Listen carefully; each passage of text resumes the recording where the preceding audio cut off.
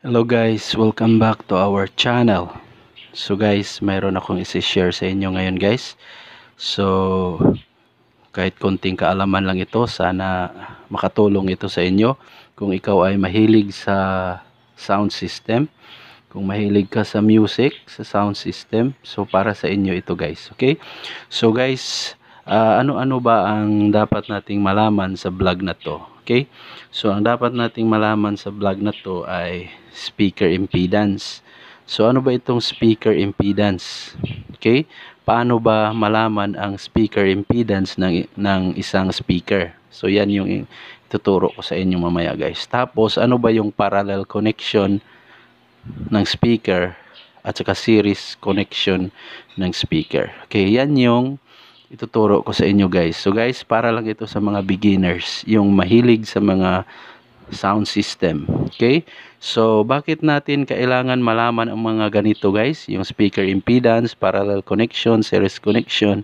Okay? Kailangan natin itong malaman kasi para ma-match natin ang amplifier sa speaker, para magkaroon sila ng matching. So kapag matching sila guys, kapag match yung amplifier at saka speaker, so walang problema, walang mangyayari na walang masisira. Okay?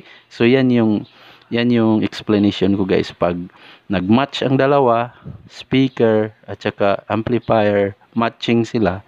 So malayo sa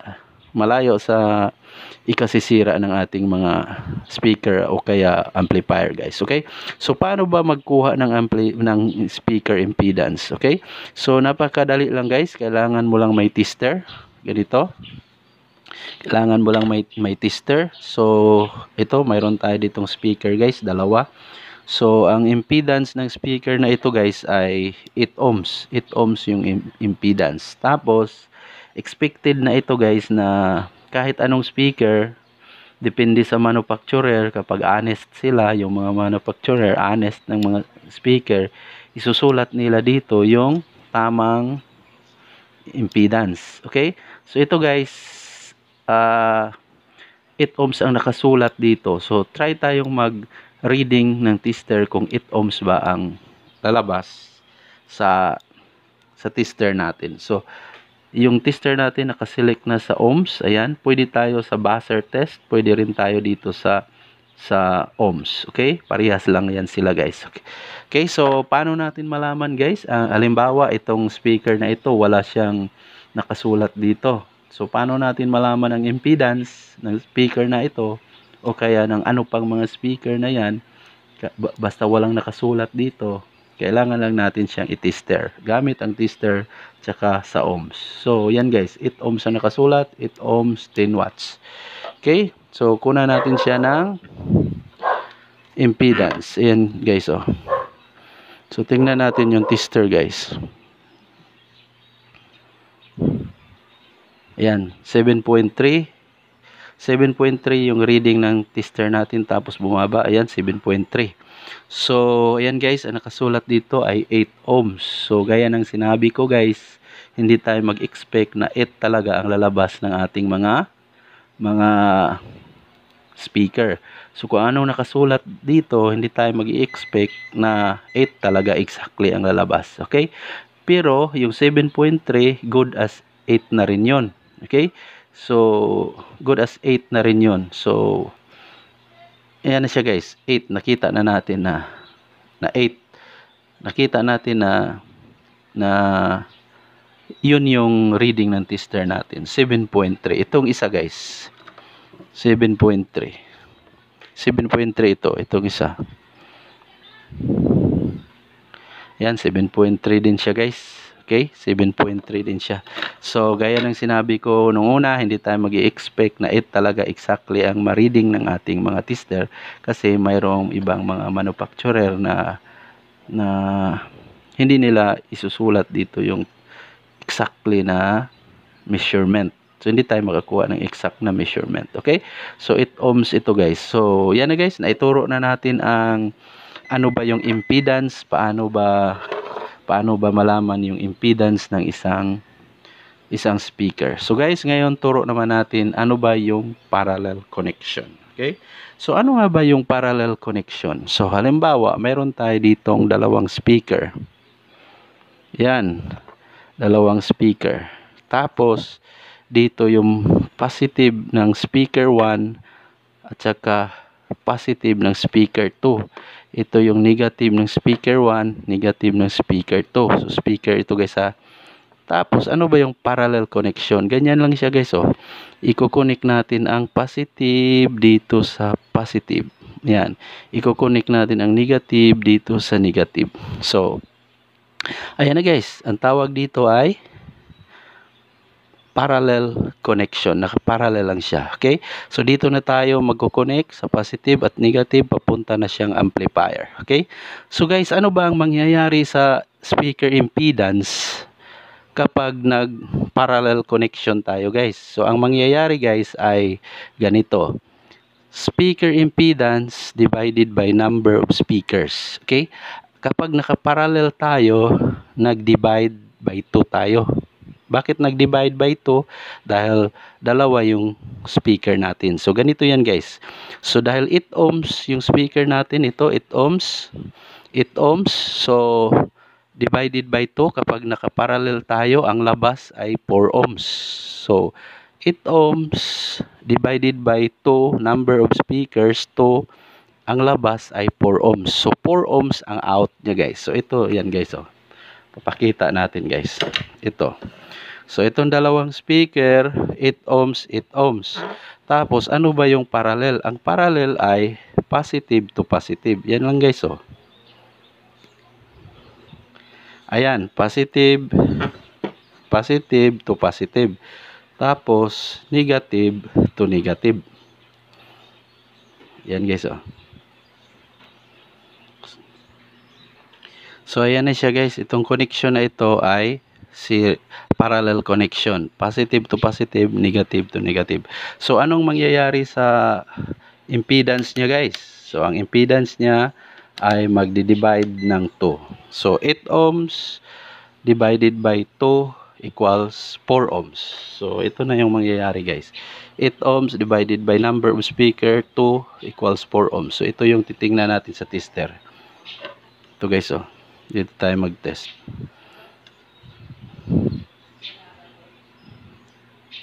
So, 3.4, good as 4 ohms na rin yan guys. Kasi, yung reading natin individual sa speaker ay hindi 4 ohms. So 3.4. So yan guys, yung 8 ohms nagiging 3.4 or nagiging 4 ohms dahil parallel connection ito. So try tayong maglagay ng signal guys. Ayan guys. Ito guys, maglagay tayo ng signal. Ayan. Yan oh. So ayan guys. So hindi tayo magpapatugtog ng matagal, baka copyright tayo. Okay? So guys, ano naman yung ito guys, oh. Ano naman yung series connection? So, yung series connection ay halimbawa, mayroon tayo ditong dalawang speaker ulit. Tapos, ito yung positive. Ito yung negative. Ito yung positive. Ito yung negative. So, speaker A, speaker B. So, ang series connection guys ay ito guys. Yung negative ng speaker A, ilalagay natin dito sa positive ng speaker B. Yan. Negative ng speaker A, ilalagay sa positive ng speaker B. Tapos, ano ang mangyayari sa speaker impedance? Ito yan guys, oh. Ang mangyayari sa speaker impedance ay nagmo-multiply ng number of speaker. Okay? So, speaker impedance times number of speaker equals impedance. So, ayan guys. So, 8 ohms times 2 equals 16 ohms. So, sa series guys. Okay? Series. Ito guys, oh. Papakita natin guys. So, series muna tayo dahil parallel pa ito. Ito guys. So, guys, nagmamadali tayo guys kasi pag lumagpas na ng 15 minutes yung video natin, hindi na tatanggapin ni YouTube. Okay? So, series connection. Positive to negative. Ayan guys, oh. Positive. Ito, negative sa isang speaker. Positive to negative. Ayan, positive Itong isa to positive to negative, tapos dito na yan. Itong dalawa, itong negative at saka positive ng isang speaker, ito na yung papunta sa amplifier. Okay? So, try tayo mag-supply guys. Yan. To gamit itong amplifier natin. So, positive. Dito yung positive. Tapos, ito yung negative. Yan guys. Ayusin natin guys. Ayan guys, oh.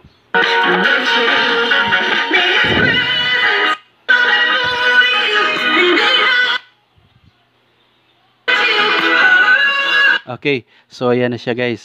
So, ang tawag dito guys ay series connection. So, kapag series connection guys, nagmo-multiply ang impedance niya. Okay? So, dahil 8 ohms yung speaker natin times 2 number of speaker equals 16. So tingnan natin siya sa tester guys. So, dito tayo. Positive at saka negative. So, ayan, 15 guys, 15. Ayan, naging 14. So, 15 siya.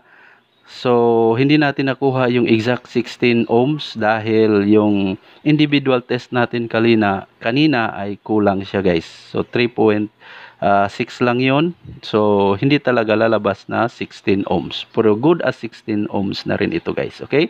So, guys, sana may nakuha tayo dito. Sana may napulot tayo dito kahit konting kaalaman lang. Kahit konting kaalaman lang, may napulot tayo dito guys. So, review tayo guys. Review tayo. So, ano ang speaker impedance? Ang speaker impedance ay nakukuha natin, nalalaman natin sa pamamagitan ng tester. Bakit natin kailangan malaman ang speaker impedance? Para ma-match natin siya sa ating mga amplifier. Okay, ano ba yung parallel connection? Ito lang guys, oh. Speaker A, tapos speaker B. Yung positive, i-connect sa positive. Yung negative, i-connect sa negative. Parallel connection lang siya guys. So, ito na yung papuntang amplifier connection. So, anong mangyayari sa impedance? Ang mangyayari sa impedance ay nag-divide. Okay?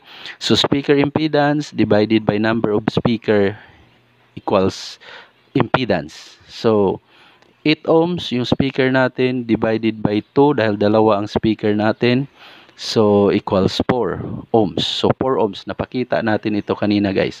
So, itong series connection ay speaker A, speaker B. Yung negative ng speaker A, i-connect sa positive ng speaker B.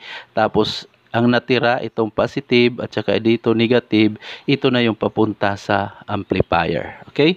Tapos, anong mangyayari sa impedance? Ang impedance ay nagmo-multiply. Speaker impedance, 8 ohms times number of speakers 2 equals 16. So, napakita din natin ito kanina guys. Okay? So guys, sana may napulot tayo dito kahit konting kaalaman lang. Sana naliwanagan tayo dito sa explanation natin. Sana may nakuha kayo. Okay? So, ito guys. Anong tawag dito guys? So, kanina, tawag dito na connection ay series connection dahil yung positive nakakonect sa negative. Okay? So, try tayong magpapatugtog guys. Ito. Yan guys, oh.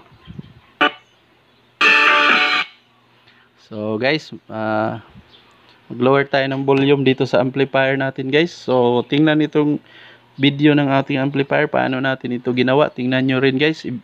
Panoorin nyo rin yung mga previous video natin dito guys. Okay? So, panoorin nyo rin guys. Lower tayo ng volume, lower, dahil masakit sa tainga. Ayan, oh.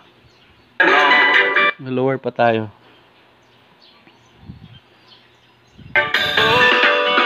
Yan na siya guys.